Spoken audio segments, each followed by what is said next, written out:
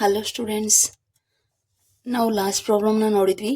ಏನು ಅಂತಂದ್ರೆ 140 ಸಂಖ್ಯೆಯನ್ನು ಅವಿಭಾಜ್ಯ ಸಂಖ್ಯೆಗಳಿಂದ ಅಪವರ್ತಿಸಿದಾಗ ಯಾವ ಥರ ಬರುತ್ತಾ ಅಂತ ನೋಡಿದ್ವಿ. ಈಗ ನೆಕ್ಸ್ಟ್ ಪ್ರಾಬ್ಲಮನ್ನು ತಗೊಳ್ಳೋಣ. ಏನ್ರಿ ನೆಕ್ಸ್ಟ್ ಪ್ರಾಬ್ಲಮ್ ಏನೈತಿ? 156 ಐತಿ. 156 ಅವಿಭಾಜ್ಯ ಸಂಖ್ಯೆಗಳಿಂದ ಹೇಗೆ ಅಪವರ್ತನ ಮಾಡಬೇಕು ನೋಡೋಣ್ರಿ. We will start by using 2. 2 7s are 14. Next ಏನು ಉಳಿತೈತ್ರಿ? 1 ಉಳಿತೈತಿ. 2 8s are. Then we will take 2. ಎರಡನ್ನ ತಗೊಳ್ಳೋಣ. 2 3 6, 2 9 18. ನೆಕ್ಸ್ಟ್ ಏನು ತಗೊಳ್ಳೋಣ್ರಿ? 2 ಇಂದ ಅಂತೂ ಡಿವೈಡ್ಸ್ ಆಗಲ್ಲ. ನೆಕ್ಸ್ಟ್ 3ಯನ್ನು ತಗೊಳ್ಳೋಣ. 3 1s are, 3 3s are. Then finally we get 13. ನಮಗೇನು ಸಿಕ್ತ್ರಿ? 13 ಸಿಕ್ತು. 13 ಅನ್ನೋದು ಒಂದು ಪ್ರೈಮ್ ನಂಬರ್, ಅಂದ್ರೆ ಅವಿಭಾಜ್ಯ ಸಂಖ್ಯೆ. ಹಾಗಾಗಿ ನಾವೇನು ತಗೊಳ್ಬೇಕು? ಅವಿಭಾಜ್ಯ ಸಂಖ್ಯೆಯಿಂದಾನೇ ಭಾಗಾಕಾರ ಮಾಡಬೇಕು. Then we get 1. ನಾವೀಗ ಇದನ್ನು ಗುಣಾಕಾರ ವಿಧಾನದಿಂದ ಬರೆಯೋಣ. 2 square into 3 into 13. Then we get solution. Next ಇನ್ನೊಂದು ಪ್ರಾಬ್ಲಮನ್ನು ತಗೊಳ್ಳೋಣ್ರಿ. ಇನ್ನೊಂದು ಪ್ರಾಬ್ಲಮ್ಮು 3825. ಇದು ಯಾವ ಸಂಖ್ಯೆಯಿಂದ ಭಾಗ ಹೋಗುತ್ತಾ? ನಾವೇನು ತಗೋಬೇಕ್ರಿ? ಅವಿಭಾಜ್ಯ ಅನ್ನೋ ಸಂಖ್ಯೆಯನ್ನೇ ತಗೊಳ್ಬೇಕು. ನಾನೇನು ತಗೋತೀನಿ? 5. 5 7 35. ಎಷ್ಟು ಉಳಿತ್ರಿ? 35 ಹೋದ್ರೆ 3 ಉಳಿತೈತಿ. 5 6 30. ದೆನ್ 5 5 25. ನೆಕ್ಸ್ಟ್ ಏನು ತಗೋಬೇಕ್ರಿ? ಬಿಡಿಸ್ತಂದಲ್ಲಿ 5 ಇರೋದ್ರಿಂದ ನಾವು 5ಅನ್ನೇ ತಗೊಳ್ಬೇಕು. 5 1 5, 5 5 25, 5 3. ಹೌದಲ್ರಿ? ಈಗ ನಮಗೇನು ಸಿಕ್ಸ್ತ್ರಿ? 153 ಸಿಕ್ತು. 153 ಅನ್ನೋದು ಯಾವ ಸಂಖ್ಯೆಯಿಂದ ಭಾಗ ಹೋಗುತ್ತಾ? ನೀವು ಯೋಚನೆ ಮಾಡ್ಬೇಕ್ರಿ. ಯಾವ ಸಂಖ್ಯೆಯಿಂದ 153 ಭಾಗ ಹೋಗುತ್ತಾ ಅಂತಂದು.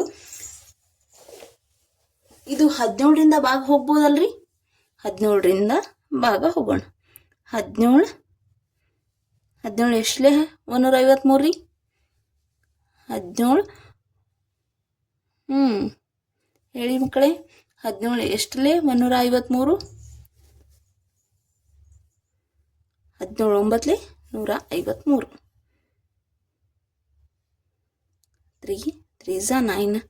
Then 3 1s. ದೆನ್ ನಾವೀಗೇನು ಮಾಡೋಣ? ಗುಣಾಕಾರ ವಿಧಾನದಿಂದ ಬರೆಯೋಣ. 5 square 17 into 3 square. Then we get solution. Next ಏನು ಮಾಡೋಣ್ರಿ? 4th ಒನ್ನನ್ನು ತೆಗೆದುಕೊಳ್ಳೋಣ. 4th one ಏನೈತ್ರಿ? 5005 ಐತಿ. ಇದು ಬಿಡಿ ಸ್ಥಾನದಲ್ಲಿ ಏನೈತ್ರಿ? 5 ಇರೋದ್ರಿಂದ ನಾನು 5ರಿಂದನೇ ಭಾಗಾಕಾರ ಮಾಡ್ತೀನಿ. 5 1 5 0 5 0. ದೆನ್ 5 1 ಮಾಡ್ತೀನಿ. 5 1 5 0 5 0. ದೆನ್ 5 1 ಆಯ್ತಲ್ರಿ? ನಮಗೇನು ಸಿಕ್ತಪ್ಪ? 1001 ಸಿಕ್ತು. 1001 ಅನ್ನೋದು ಯಾವ ಸಂಖ್ಯೆಯಿಂದ ಭಾಗಾಕಾರ ಆಗುತ್ತಾ ನೋಡೋಣ್ರಿ. ನಾವೇನು ತಗೊಳ್ಳೋಣ? 7ಅನ್ನು ತಗೊಳ್ಳೋಣ. 7 7 1 7 ಆಗ್ತದ್ರಿ. ಎಷ್ಟು ಉಳಿತು? 3 ಉಳಿತು. 7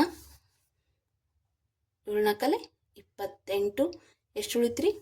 2 ಉಳಿತು. 7 3 21. ಈಗ ಎಷ್ಟು ಉಳಿತ್ರಿ? 143 ಉಳಿತು. ಈಗ 143 ಯಾವ ಸಂಖ್ಯೆಯಿಂದ ಭಾಗ ಹೋಗುತ್ತಾ? 11 ತಗೊಳ್ರಿ. 11 1 11. ಎಷ್ಟು ಉಳಿತ್ರಿ? 3 ಉಳಿತು. 11 3 33. 13 ಅನ್ನೋದು ಒಂದು ಪ್ರೈಮ್ ನಂಬರ್, ಅಂದ್ರೆ ಅವಿಭಾಜ್ಯ ಸಂಖ್ಯೆ. ಹಾಗಾಗಿ ನಾ ಏನು ಮಾಡ್ತೀನಿ ರೀ? 13ರಿಂದಾನೇ ಭಾಗಾಕಾರ ಮಾಡ್ತೀನಿ. Then we get 1. ಇದನ್ನು ಗುಣಾಕಾರ ವಿಧಾನದಿಂದ ಬರೆಯೋಣ. 5 ಇಂಟು 7 ಇಂಟು 11 ಇಂಟು 13. ತಿಳಿತಲ್ಲ ಮಕ್ಕಳೇ? ಈಗ ನೋಡ್ರಿ 5ನೇ ಲೆಕ್ಕ ಮಾಡೋಣ. ಏನೈತ್ರಿ? 7429. ಇದು ಯಾವ ಸಂಖ್ಯೆಯಿಂದ ಭಾಗ ಹೋಗುತ್ತೆ?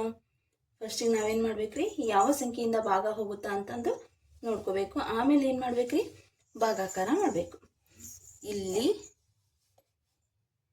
17 ತಗೋಣ. 17ಇಂದ ಭಾಗಾಕಾರ ಮಾಡಬೇಕು ಫಸ್ಟಿಗೆ. ಇದೇನು ಮಾಡೋಣ ಮಕ್ಕಳೇ, ಇದನ್ನು ನಿಮ್ಗೆ ನಾನು ಹೋಮ್ವರ್ಕ್ ಆಗಿ ಕೊಡ್ತೀನಿ.